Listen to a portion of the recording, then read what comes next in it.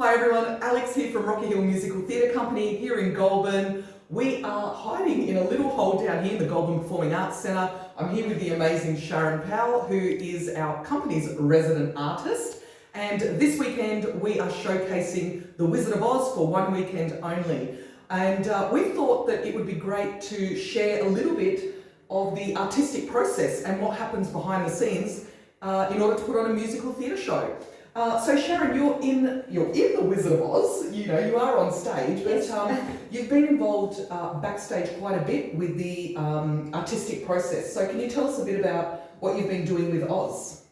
Well, with Oz, the first thing I was tasked with was making a Tin Man costume, and just basically, like Linda had a few photos from, like, obviously the movie and then other productions, and I did my own research, and then I was looking at what materials were available and what I could do, and I ended up using some large plastic pots from Bunnings to make the like body shape, but I also had to consider like something that's easy to get on and off, that's going to be lightweight and durable, because there's a lot of rough treatment backstage and with Tin Man and on stage.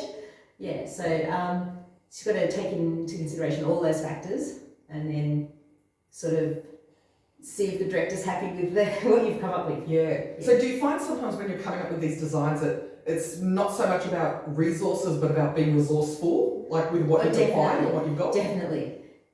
Yeah. So yeah, there's like, it's a not-for-profit theatre company, so there's not like, you know, a lot of money. We did get some sponsors for this show, but sort of down the track a little bit.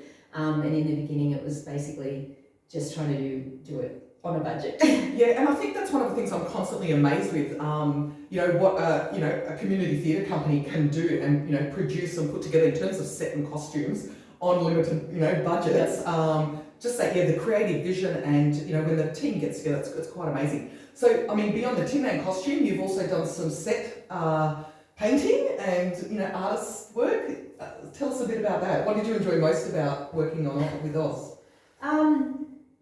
Look, it's kind of, you can let your imagination run wild a bit. But the Oz face, that was probably the big thing for this show that I made, that was like quite challenging.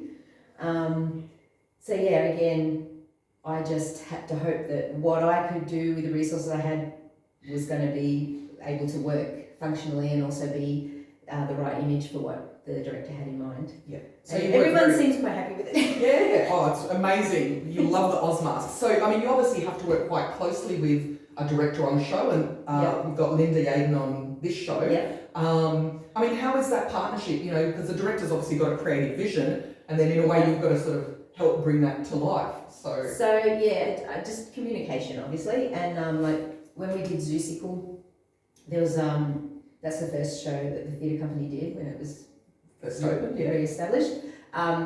So yeah, Linda sort of told me what she was after, and I looked at a lot of things from a lot of other theatre companies, and I kind of went back to just looking at those Dr. Seuss books, and that's how I kind of got the image Linda was after, because a lot of other ones, they use their creative license a lot, but I tried to like rein that back and try to make it look like we were in the books. Yeah.